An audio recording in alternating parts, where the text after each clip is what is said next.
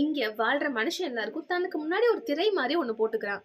அத சுட்டி காட்டுற படமா இந்த படம் இருக்குங்கிறதுல எந்தவித டவுட்டும் கிடையாது. அது என்ன படங்கிறத இந்த வீடியோ மறக்காம ஃபுல்லா பாருங்க.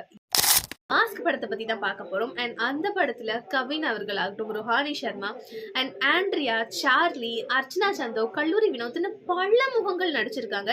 சரி, என்னப்பா திரை பெருசா காட்டிட போறீங்க அந்த படத்துல?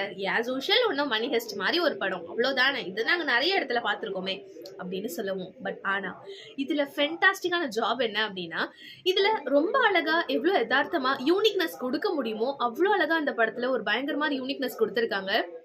Power of a common man அப்படிங்கிற ஒரு சின்ன டேக்லைன் வச்சு இந்த படத்தோட ஹோல் ஸ்டோரியே தூக்கி நிப்பாட்டியிருக்காங்க. அண்ட் ஒன்ஸ் நீங்க ஒரு படம் கண்டிப்பா பார்த்திருப்பீங்க, சென்னை எக்ஸ்பிரஸ். அதுல வந்து நம்மளோட ஷாருக் கான் அவர்கள் வந்து சொல்லியிருப்பாங்க, don't underestimate the power of a common man அப்படின்னு சொல்லியிருப்பாங்க. அந்த டைலாக இந்த படத்துல ரியலிஸ்டிக் பண்ணியிருக்காங்க அப்படின்னு சொல்ல முடியும். கண்டிப்பா every one should watch this movie.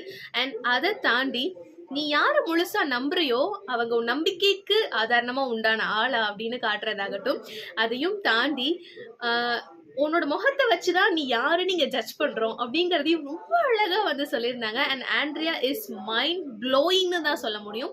அவங்களோட நடிப்பு அரக்கின்னு ஒரு சொல்லலாம். கண்டிப்பா அவ்வளோ அழகா அந்த படத்தை டெலிவர் பண்ணியிருக்காங்க.